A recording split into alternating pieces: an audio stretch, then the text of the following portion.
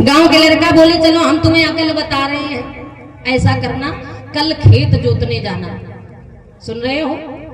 कल खेत जोतने जाना और खेत में जाकर के बैलों को बांध देना और चुपचाप वहां से लौट आना और आके पिछवाड़े वाली छत से चढ़ के चुपचाप बैठ जाना और फिर देखना तुम्हारी पत्नी का बना रही है। बोले ठीक। गांव के लड़कन ने जैसी सिखाई है, दूसरे दिन उनने बैलन को लई और लेके खेत में पहुंचे, खेत ही में बांधी आए। अब बांध के लौटी आए, पीछे से छत पे चढ़ के बैठ गए और जब छत पे चढ़ के बैठ गए तो वो का देख रहे कि आज उनकी जो पत्नी थी वो महाराज बढ़िया देसी घी के गुलगुला बना रही है।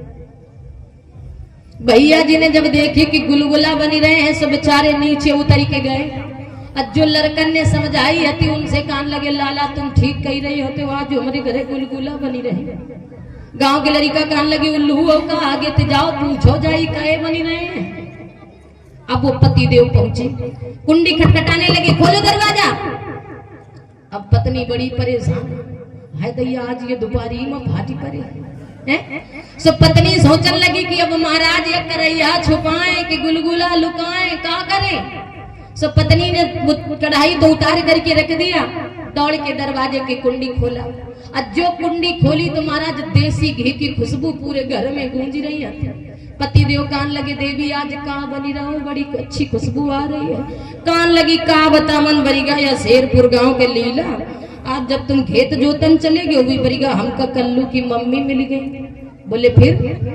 कान लगे, कल्लू की मम्मी काती ना है, आज बरीगा धनगन चौथी आई।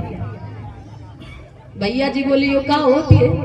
कान लगी, ये जो गुलगुला बनाएंगे ये छबरम लोकाए जाएंगे, जितने लटक जाएंगे वही तुम खई हो, जितने धनंग के तरे आ जाएंगे वही हम खईबे। भैया जी सोचने लगे, मरी गए जो छपरा तो ढालू है, सबई धनंग के तरे आ जाए, हमें का मिले। अब वो भैया जी फिर वो गांव के लड़कन के पास गए, कान लगे, भैया वो कही रही आज धनगन चौथी है। गांव के लड़का कान लगे, इसका मतलब? कान लगे, वो कही रही है कि जितने धनंग के नीचे आ जाइए वही हम खइबे, जितने लटक जाइए वही तुम खई हो। अब भैया छपरा ढालू है, मैं कहे का मैं लटकी है, कहे का हमका मिली है। गांव के लड़का कान लगे, उल्लू रही होगा, जाओ बढ़िया रमसर काट के अब मोट बतेरा बना के छपरक चारी कोने में बांध दी में आए। अब मोटी अकल को किसान सब बाने ऐसे ही करी, बढ़िया मोटो बतेरा बना के छपरा के चारी कोनों में बांध दिया। पत्नी से कान लगी, फेंको। पत्नी फेंके ना, सोचने लगी अब तो बड़े सबई लटक जाए। पत्नी फेंके ना, पत्नी कान लगी, अच्छा रुक जाओ, पूछ तो आमने के पूजा होती कैसे।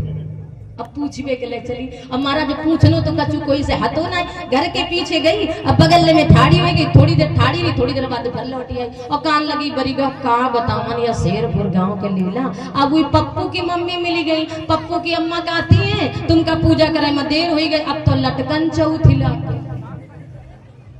बोले अब कान लगी, अब जितने लटक जाइए वही हमका मिली है, जितने धनंग की तरह आ जाइए वही तुमका मिली है। भैया सोचने लगे मरी गए, अब क्या करें। गांव के लड़कों को फिर बताया जा करके, भैया वो कह रही है कि अब लटकन चौथी लगे। गांव के लड़का कान लगे, उल्लू रही है न कहूँ धनगन चौथी है न कहूँ लटकन चौथी, जाओ उनसे कहा जाए कि देवा दे गुलगुला, अब न दे तो लगा देना भी बढ़िया धमकन चौथी।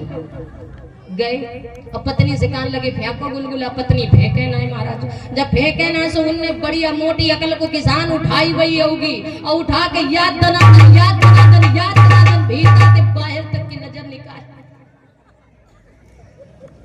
अब उनका जो दशा है वो वही जाने। कान लगे ना लटकन चौथी है ना कहूँ धनगन चौथी, हम लगावा तुम्हारी धमकन चौथी।